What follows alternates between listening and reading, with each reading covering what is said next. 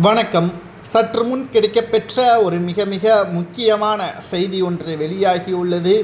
அதிகாலையில் நெஞ்சுவலியின் காரணமாக அப்பல்லோ மருத்துவமனையில் முன்னாள் முதல்வர், எதிர்க்கட்சி தலைவர், அதிமுகவின் பொதுச் செயலாளர் எடப்பாடி பழனிசாமி அவர்கள் அனுமதிக்கப்பட்டுள்ளார்.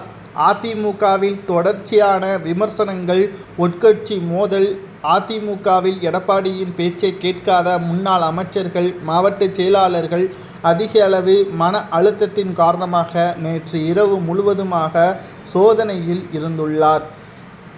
2026 சட்டமன்ற தேர்தல் இன்னும் வருவதற்கு 1.5 ஆண்டுகள் மட்டும்தான் இருக்கிறது. களப்பணிகளை மேற்கொள்வதற்கான எந்த ஒரு நடவடிக்கைகளும் இன்று வரை அதிமுகவின் மாவட்ட செயலாளர்கள் செய்யாமல் மோதல்களை ஏற்பட்டு வருகிறார்கள். கும்பகோணம், நெல்லை, கடைசியாக மதுரையிலும் உட்கட்சி மோதல் ஏற்பட்டுள்ளது. கள ஆலோசனை கூட்டத்தில் அடிதடி நடந்திருப்பதால் மன அழுத்தம் அதிக அளவில் எடப்பாடி பழனிசாமி அவர்களுக்கு ஏற்பட்டுள்ளது. சொல்லப்போனால் அதிமுகவில் பொதுச் செயலாளராக பதவியேற்றதில் இருந்துதான் எடப்பாடி பழனிசாமியின் ஒட்டுமொத்த மதிப்பும் பறிபோகிவிட்டது என்றே கூறலாம் உள்கட்சியில். ஏனென்றால் அதிமுகவின் வெளியில் அனைவரும் எடப்பாடியை மதிக்கிறார்கள்.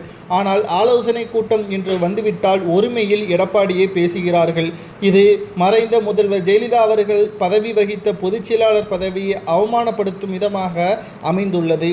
ஏனென்றால் பொதுச் செயலாளர் பதவி என்பது ஒட்டுமொத்த அதிமுகவின் அடிப்படை தொண்டனையும் கட்டுப்பாட்டில் வைக்கக்கூடிய அதிகாரம் பெற்ற, உச்சவரம்பு பெற்ற அதிகாரம் கொண்ட பதவியாகும்.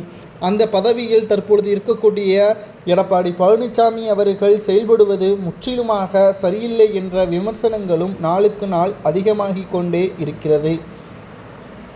மேலும் எடப்பாடி பழனிசாமி அவர்கள் இதை பற்றியான விமர்சனங்களுக்கு முற்றுப்புள்ளி வைக்கும் விதமாக நேற்று மாலை தனது பண்ணை வீட்டில் சில முக்கியமான முன்னாள் அமைச்சர்களையும் நிர்வாகிகளையும் அழைத்து பேசியுள்ளார்கள். அதில் மதுரையை பொறுத்தளவிற்கு செல்லூர் ராஜு அவர்கள் முழு கட்டுப்பாட்டை வைத்திருக்கிறார் என்றும், எடப்பாடியின் ஆதரவாளர்கள், அதாவது தனிப்பட்ட ஆதரவாளர்கள் இருப்பார்கள் அல்லவா, அவர்கள் செல்லும் பொழுது அவர்களுக்கு உள்ள உரிய மரியாதையை செலுத்தாமல் அவமானப்படுத்தி அனுப்பப்படுவதாகவும், இதனால் பிரச்சாரத்தின் பொழுது கூட செல்லூர் ராஜு அவர்கள் மதுரையில் தங்களது பங்களிப்பை கொடுக்காமல் விரட்டியடிக்கப்படுவதாகவும், இதனால் எப்படி அதிமுக வெற்றியடையும் என்ற கேள்வியும் பத்திரிகைகளில் வர ஆரம்பித்துவிட்டது. ஒட்டுமொத்த அழுத்தமும் மன அழுத்தமும் தற்பொழுது நெஞ்சுவலியாக மாறிவிட்டதாக செய்திகளாக நம்மால் பார்க்க முடிகிறது. இன்று இரவிற்குள் அவர் வீடு திரும்புவார் என்றும் கூறப்படுகிறது. நமது சேனல் மூலியமாக பிரார்த்தனை செய்து கொள்வோம்.